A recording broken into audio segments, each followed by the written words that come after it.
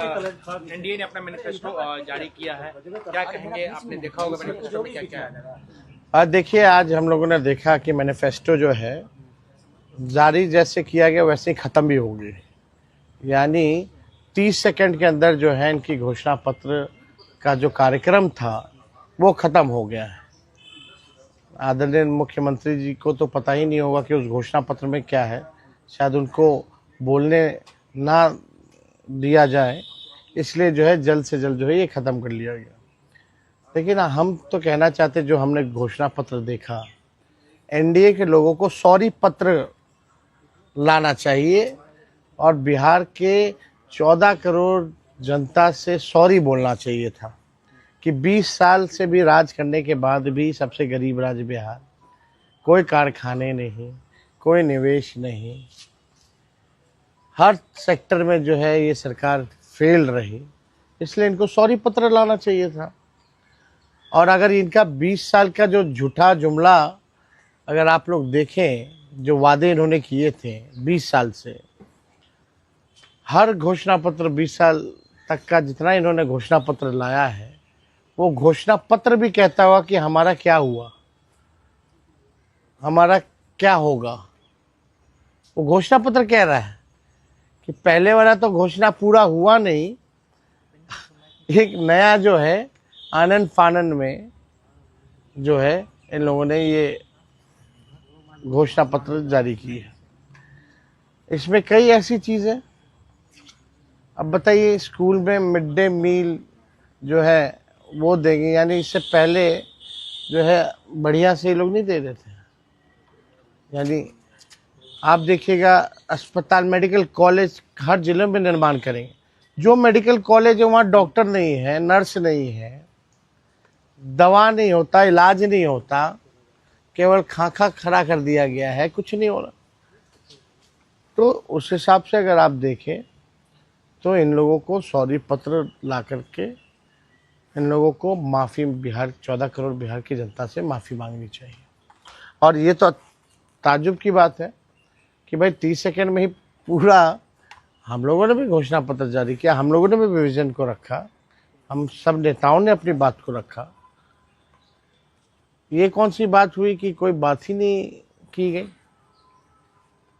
तो बड़ा अजब और गजब का आज का इनका घोषणा पत्र का समारोह जो था वो देखने को मिला। केजी से पीजी तक पढ़ाई और रोजगार की बात, महिलाओं को लेकर लखपति, तो ये मतलब आप देखिएगा, जो भी बातें हैं, हर जिले में फैक्ट्री, भाई 20 साल से क्यों नहीं लगा रहे थे फैक्ट्री। और अमित शाह जी ने तो कह दिया कि भूमि की कमी है। तो ये केवल जुमला है। बिहार की जनता इनके चाल और चरित्र को पहचान चुकी है। इस बार करारा जवाब बिहार की जनता देगी।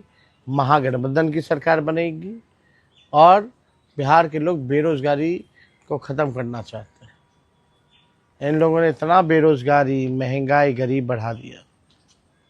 बढ़ा दी। आप देखिएगा, 94 लाख ऐसे परिवार, गरीब परिवार का, उनका क्या है इसमें? उनको कैसे मुख्य धारा में लाएंगे, आर्थिक न्याय उनके साथ कैसे करेंगे? कोई बात नहीं, कोई जिक्र नहीं। आपने सरकारी नौकरी जो कहा उसको भी कॉपी कर आप बोलते हैं नकलची है। नकल तो कर ही रही, हर एक चीज का नकल कर दिया। 1 करोड़ नौकरी और रोजगार देंगे, हमसे पूछते हैं कि कहाँ से देंगे, ये कहाँ से देंगे, तो ये तो बताएं। आचार संहिता लागू है और गोलीबारी की घटना हुई है मोकामा में, जिस तरीके से गोली चली, एक व्यक्ति की मौत भी हो गई है। देखिए, लोकतंत्र में हिंसा की कोई जगह नहीं होनी चाहिए। और ये ताज्जुब में है हम लोग कि कोई व्यक्ति जो है अपने काफिला, एक तो 40-40 गाड़ियों का काफिला, और तो और हथियारों के साथ लैस, कैसे घूम सकता है? इलेक्शन कमीशन क्या कर रही है? प्रशासन क्या कर रहा है? अब तक क्या कार्रवाई की गई है? हत्या हुआ है, कई गवाह हैं, एफआईआर हुआ है, चश्मदीदों ने घटना जो है वो बताई है कि किसने किया, कौन कराया, किसने गोली मारी, किसने गाड़ी से रौंदा। लेकिन प्रशासन के लोग चुप है, कोई कार्रवाई नहीं की गई। यही है ना, गुंडों को, अपराधियों को संरक्षण कौन दे रहा है? और जंगल राज की बात कर रहे हैं ये लोग, जिन लोगों ने अपराधियों को पाला पोसा बड़ा किया, केवल अपनी कुर्सी बचाने के लिए इस्तेमाल कर रहे हैं जो लोग, आज उन लोगों को संरक्षण दिया जा रहा है और वही लोग जंगल राज की बात कर रहे हैं। इलेक्शन कमीशन को तो संज्ञान लेना चाहिए, सुमोटो लेना चाहिए कि ये कैसे हुआ, किस अधिकारी पे कार्रवाई हुई, एक पुलिसकर्मी पे, कोई डीएसपी एसपी के पे कोई कार्रवाई नहीं की गई।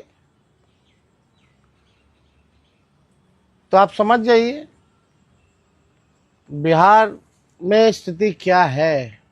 अब सच्चाई सामने आ गई, बिहार की जनता देख रही है।